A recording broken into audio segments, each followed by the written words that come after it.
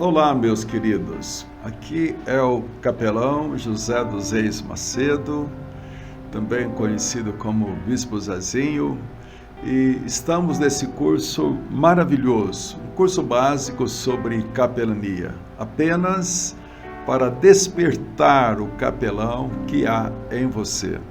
Bem, no primeiro módulo, espero que você já tenha assistido. Eu dei a base do que é a capelania. Capelania é a ação de Deus usando os seus instrumentos, os seus servos e servas como agentes transformadores da cidade.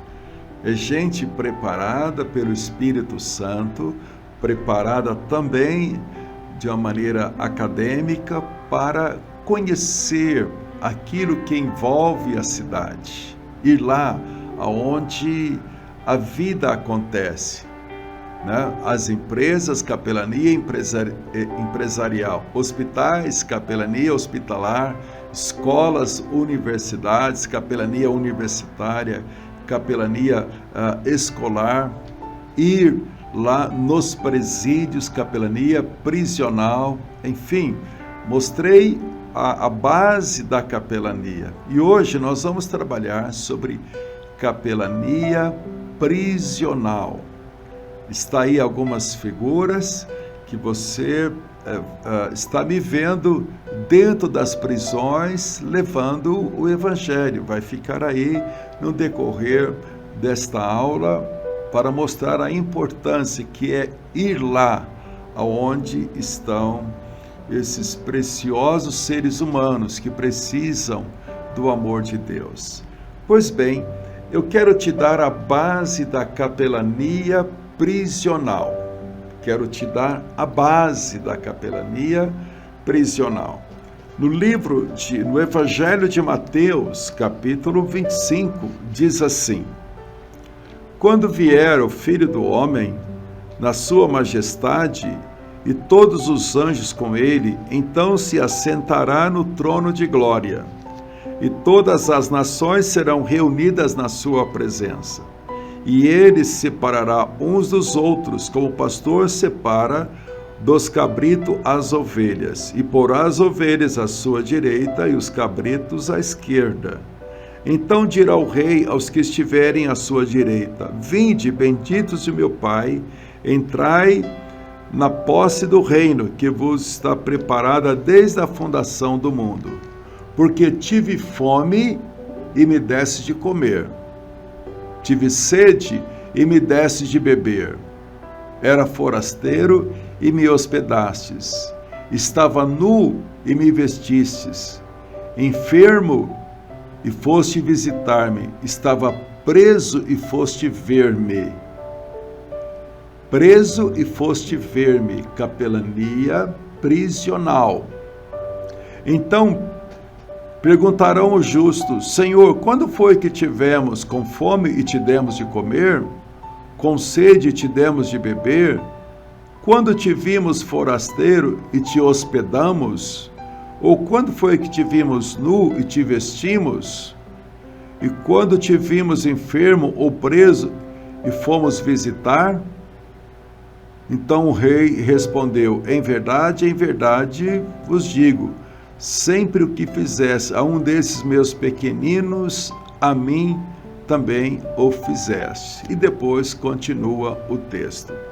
Pois bem, observe que no final, né, o final é o que importa, né?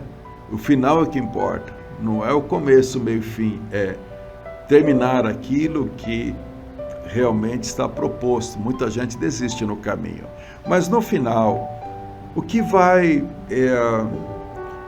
pesar na balança divina sobre a nossa ação nessa vida quando se fala em galardão? Bem, você sabe, né? A salvação é pela graça de Cristo Jesus, certo? Salvação é pela graça. Deus amou o mundo, que deu seu Filho, para que todo aquele que nele crê não pereça, mas tenha vida eterna. Então Deus deu o seu Filho, nós não merecíamos, nós não pedimos para Ele, mas Deus usou de amor, de misericórdia, e deu o seu Filho, veio aqui para nos resgatar. Isso é graça. Efésios 2:8, pela graça sois salvos. Graça é aquilo que Deus fez por nós em Cristo Jesus. Isto é graça. Pois bem, mas a graça de Deus, ela precisa ser manifesta. Eu preciso dar frutos. Compreende? Frutos que de fato eu sou. Aquilo que eu digo que eu sou, não é falar. Um papagaio, ele pode falar muita coisa, mas ele não sabe o que ele está falando. Ele pode aprender a cantar, mas ele não conhece a letra da música. Então não é aquilo que nós falamos que define a nossa identidade. É aquilo que nós somos. Compreende? Então, se somos cristãos, eu não estou falando se você é, que grau que você é do cristianismo. Eu sou apóstolo, eu sou bispo, sou pastor, eu sou missionário, eu sou. Não, estou falando o seguinte, se nós somos cristãos, o Cristo tem que ser visto em nós. Gálatas 2, versículo 20. Já não sou eu mais quem vivo, Cristo vive em mim. Então, se eu sou cristão, haverá frutos que mostram para as pessoas que eu sou cristão.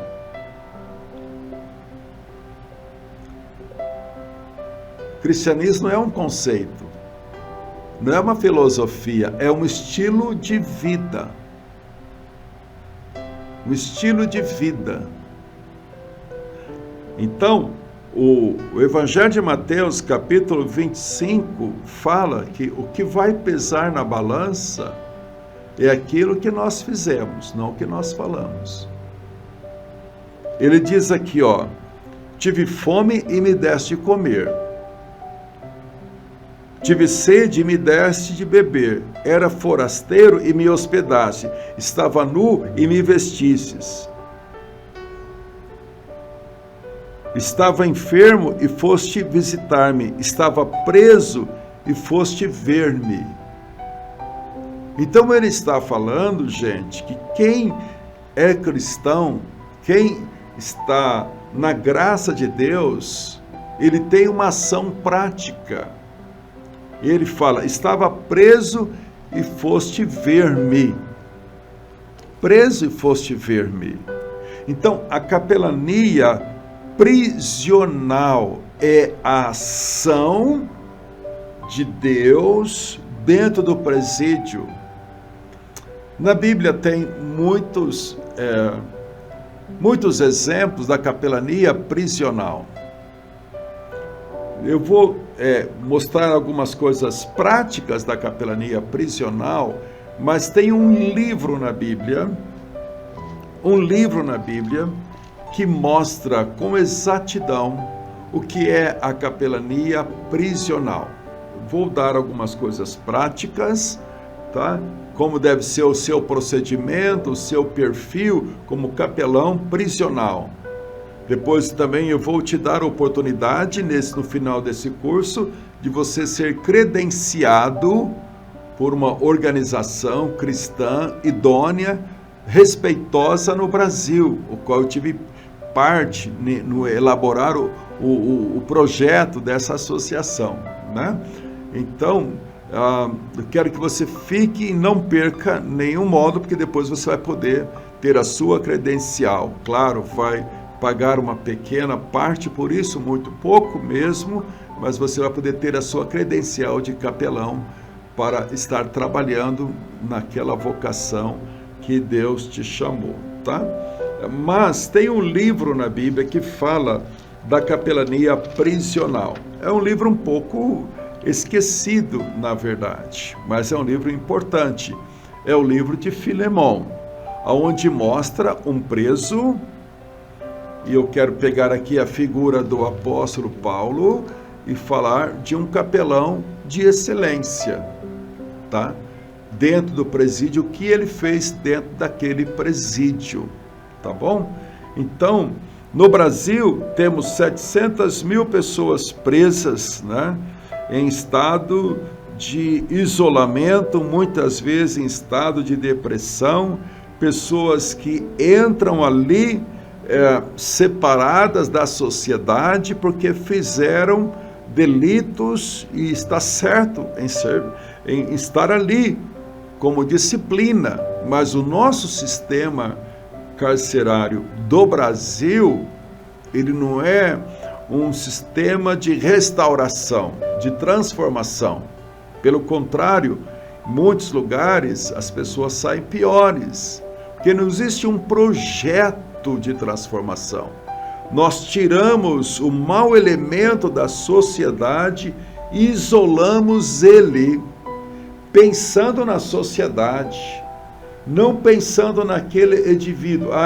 Você está leproso, você está contaminado, você é um ser humano ruim, vamos te isolar para que nós possamos viver bem aqui na sociedade. O nosso conceito de prisão é um conceito errado. Porque o conceito certo seria tirar a pessoa, a Europa e os Estados Unidos, em alguns lugares aqui também do Brasil, já há alguns lugares assim que estão caminhando para algo melhor. Então não é somente tirar o elemento, né, doente, macabro, desviado da sociedade e jogar lá. Entende? O ideal seria colocar o doente em um hospital para que ele fosse curado, depois devolver à sociedade. Então o sistema carcerário prisional nosso no Brasil, salvo algumas exceções, não é o ideal, porque nós tiramos o elemento da sociedade pensando em nós. Você fica aí porque você está nos atrapalhando aqui na sociedade. Bem, esse não é o conceito da capelania. O conceito da capelania é um agente de transformação indo lá nas prisões, certo? Levando o evangelho de Jesus, e o evangelho, pelo poder do Espírito Santo, é o agente de transformação. Bom, vamos ver um exemplo muito maravilhoso sobre a capelania prisional. Quero que você leia, se você tem essa vocação, se Deus te despertar para essa vocação, quero que você leia o livro de Filemão, tá? Por quê? Que é importante você ler este livro. Por que é importante? Ele foi escrito pelo apóstolo Paulo, aproximadamente no ano 61 depois de Cristo. Mas o que aconteceu? Paulo está preso em Roma.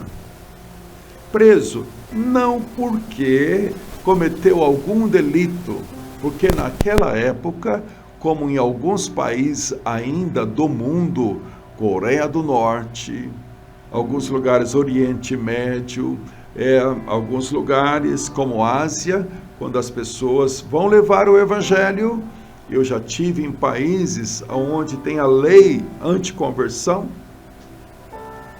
e se me pegassem pregando o evangelho ali, eu seria preso. Na época de Paulo foi assim, ele foi preso por levar o evangelho. E aquele homem, preso inocentemente, como foi José no Egito, ficou preso lá em Roma. E o que aconteceu nessa prisão de Paulo? Eu não tenho tempo aqui, para não ser exaustivo, para te mostrar os mínimos detalhes, mas é um exemplo muito lindo da capelania prisional, da ação de Deus dentro de uma prisão. Paulo, no livro de Filemão, ele fala, Paulo, prisioneiro de Cristo.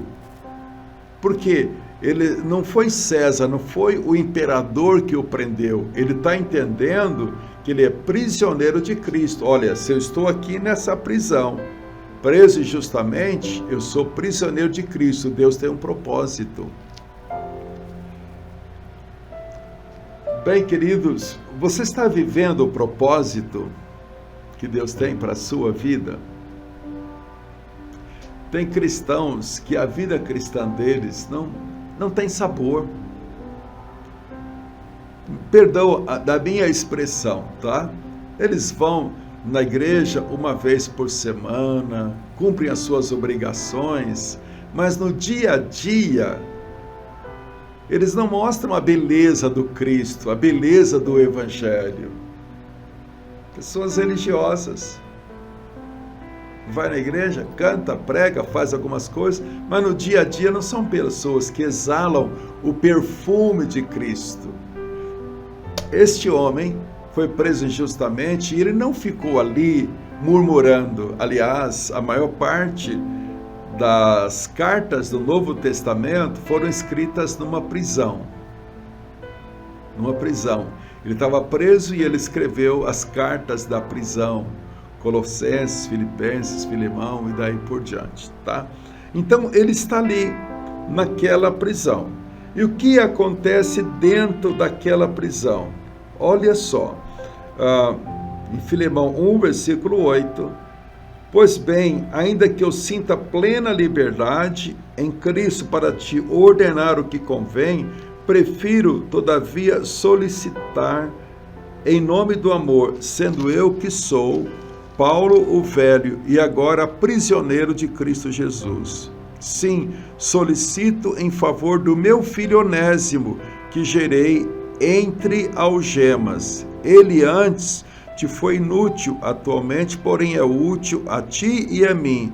Eu te envio de volta em pessoa, quero dizer, do meu próprio coração.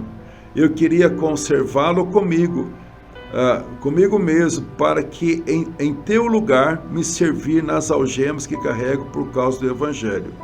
Nada quis, porém, fazer sem o seu consentimento, para que a tua bondade não seja por obrigação, mas sim de livre vontade. Pois acredito que ele veio a ser afastado de ti temporariamente, a fim de que o recebas para sempre, não como escravo, antes acima de escravo, como um irmão caríssimo, especialmente de mim, e com maior razão de ti, quer na carne, quer no Senhor. Se me consideras companheiro, recebe ele como se fosse a mim mesmo. Bem, queridos, o que está acontecendo aqui? Paulo, que está preso em Roma, e eu estive lá no bairro, em Roma, né? Estive em Roma, talvez volto na Itália esse ano ainda de 2023, estive lá onde Paulo foi preso, ficou, né? Ele está preso em Roma. E o que acontece naquela prisão? A graça de Deus está ali. De repente, naquela prisão, um escravo fugitivo, né, chamado Onésimo, roubou, né, em um lugar lá e foi para Roma. Roma tinha mais de 800 mil pessoas. Então eles faziam coisas erradas e iam para Roma. E ali se escondiam. E esse escravo roubou do seu dono e fugiu para Roma. E lá em Roma pegaram ele. E ele foi parar na onde? Numa prisão. E quem estava nessa prisão? O apóstolo Paulo. E o apóstolo, bem, se você é um apaixonado pelo Evangelho, você conhece a vida do apóstolo Paulo, o apóstolo para os gentios. Se o mundo que não é judeu hoje conhece o Evangelho, nesses milhões e bilhões de pessoas, devemos ao testemunho desse apóstolo que saiu, né, da esfera de Israel e foi para os gentios que não eram judeus. Então Paulo, sem palavras, o testemunho deste servo. Ele está ali em Roma, preso. Quem fica com ele? Um escravo fugitivo, chamado Onésimo. E naquela conversa, você imaginou ficar ali um tempo preso com o próprio apóstolo Paulo? Paulo está ali naquela prisão, mas ele é um capelão prisional, se eu posso usar essa figura. E Paulo começa então a levar o evangelho. Mas talvez aquele escravo chamado Onésimo, aquele prisioneiro, não sabia de quem estava ali ao seu lado. E Paulo começa a levar a graça para ele, levar o evangelho transformacional. E aquele homem literalmente se converte. E Paulo faz com ele aquilo que nós entendemos, que chama o discipulado, né, que é o que eu estou fazendo aqui um pouco com vocês, discipulando, ensinando, né? Paulo leva o caminho da transformação. Esse é um livro que nós escrevemos, transformando através da palavra. Você pode adquirir aí conosco, depois eu te falo como. Paulo trabalhou e ele foi transformado. Onésimo foi transformado. A Bíblia diz que ele gerou Onésimo, recebeu nova vida, um capelão prisional, trabalhando com o preso, e o preso se converte, se transforma. Chegou o dia que Onésimo teve o seu alvará de soltura. Pronto, pagou a sua dívida. Ele foi lá se despedir, abraçar Paulo, despedir do seu pai espiritual, do seu discipulador. Então Paulo escreve uma carta. Onésimo, antes de você ir, escreveu uma carta. Paulo, Epístola de Paulo a Filemon, escreveu uma carta. Falou: Onésimo, sabe de uma coisa? Filemon, aquele que era o seu patrão, que com certeza você prejudicou ele, você tirou aquilo que não poderia ter tirado. Agora você vai voltar para a cidade, mas antes eu quero que você vá lá, entregue essa carta para Filemon. Por isso que na Bíblia tem uma carta dizendo Paulo a Filemon, porque Paulo escreve essa carta para Filemon, que era o dono daquele presidiário, daquele escravo que se converteu com Paulo. E agora ele fala: eu te envio ele, não mais como escravo, não mais como ladrão, mas como um servo, como um discípulo. Eu imagino, porque Filemon era amigo de Paulo. Quando Onésimo chega lá: você aqui? Você que me roubou? O que está fazendo aqui? Calma, por favor, leia essa carta primeiro. E Onésimo recebeu, e Filemon recebeu Onésimo com todo carinho, porque o pai espiritual estava devolvendo Onésimo, não como presidiário, mas como um discípulo amado. Olha a importância do evangelho fora das quatro paredes. E ali houve uma grande alegria, porque um capelão prisional levou o evangelho. Pois bem, quero te dar algumas coisas sobre um capelão prisional. Está aí no nosso livro, depois você poderá adquirir. O capelão prisional, ele é alguém capacitado para apresentar o evangelho e não religião. Ponto inicial. Evangelho e não religião. Compreende? Alguém que vai lá compartilhar o amor. Compartilhar o amor transformacional. Alguém que vai expressar o significado da fé. Alguém que vai mostrar o poder transformador do Espírito Santo. Alguém que vai promover um elo entre a comunidade e os detentos. Alguém preparado psicologicamente, moralmente, espiritualmente para entrar naquele mundo tão complicado. Alguém que será instrumento para os parentes, o carcereiro, os funcionários e o presidiário, né? Alguém que precisa ter clareza de que ele está levando a graça em um mundo doentio, que é o mundo das prisões. Alguém que tenha consagração, fidelidade, perseverança,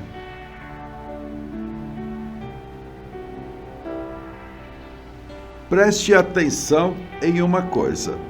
Alguém que tenha consagração, que se prepara para aquilo. Fidelidade, perseverança, porque você vai adotar um presídio, não vai lá fazer uma visita. Eles sabem que naquele dia da semana você está ali. É a diferença de um visitador e de um capelão. Você adota um presídio. Alguém que tem tato para falar com os presos. Alguém que tem bom senso. Alguém que tem discernimento. Sabe o que é isso? Discernimento. Porque o mundo da mentira está ali. Quando alguns, não todos, pegam um capelão sem experiência e o capelão pergunta: o que você fez? Que nunca deve se falar isso, hein? Dentro do presídio, o que você fez para estar aqui? Negativo. Você não tem que saber o que ele fez, tem que saber o que você está fazendo ali. Porque muitas vezes você faz essa pergunta, ele fala, o presidiário vai mexer com você e fala: matei 40 pessoas. Você, meu Deus, estrupei, o quê? Fiz aquilo outro. Então nunca pergunte. Você não está ali, você não é advogado. Você está ali para levar o amor. Tem que ter discernimento, sinceridade, amor, empatia. O preso, jovem, homem, mulher, adolescente, velho, político, estrupador, seja o que for, tem que perceber que você tem amor pela vida deles. Senso de missão, você não está perdendo o seu tempo. Crescimento espiritual. Dicas práticas de como trabalhar com o preso. Eu digo porque eu tenho essa experiência. Não li. E não estou lendo apenas porque escrevi um livro. Tenho experiências. Mantenha os olhos de quem está falando. Com quem você está falando? Olhe nos olhos. Não fique assim, olha, porque Deus te ama. Não, você tem que encarar. Numa boa expressão, olhar, olhos nos olhos, em inglês, life of life. Olhe nos olhos, deixe que os olhos da sinceridade impacte aquele coração. Escute atentamente, desligue de tudo mais. Escuta, de um lado ouvindo ele, de outro lado ouvindo a voz de Deus. O que é que Deus quer falar? 2 ouvidos, escute atentamente. Fique atento para as ideias ou sentimentos causados pelo que ele fala. Fique atento, porque às vezes ele está ali porque o seu histórico, a mãe era traficante, o pai era traficante. Ele é o resultado de um ambiente, muitas vezes. Leve em conta tudo que ele está te falando e coloque diante de Deus. Procure interpretar a lógica do que você escuta. Saiba discernir. Não julgue o prisioneiro pela sua aparência, palavras ou por que ele fez. Não julgue. Se você não está ali para isso, está ali para amar e levar o evangelho transformacional. Não interrompa de imediato ao perceber uma sentença errada. Deixe abrir o coração. Deixe Cristo, que é a resposta, ter a última palavra e não você. Não tenha conceitos filosóficos. Você está ali para levar o evangelho. O evangelho. Não discuta sistema prisional. Quando é que ele vai sair dali? Você está ali para levar o evangelho. E de levar o evangelho. Não é levar a sua denominação cristã. O evangelho. Isso é importante, né? Outra coisa, nunca, jamais aponte os erros. Você está aqui porque você merece. Não aponte os erros. Mostre o caminho, tá? Outra coisa importante, nunca faça promessas que você sabe que não vai poder manter. Isso é importante. O preso te fala: olha, o senhor pode ir lá visitar tal pessoa, o senhor pode fazer isso, aí você promete e não faz. Nunca prometa nada. Nunca dê o seu telefone pessoal e endereço da sua casa para um detento. Nunca. Absolutamente nunca. O senhor pode me dar o seu telefone? Quando eu sair daqui eu te procuro. Nunca faça isso. Em momento algum, reprima o que ele está compartilhando com você. Se um detento pedir a você uma carta de recomendação, nunca dê essa carta, não te compete, dizendo eu conheço tal pessoa, ela é boa. Não.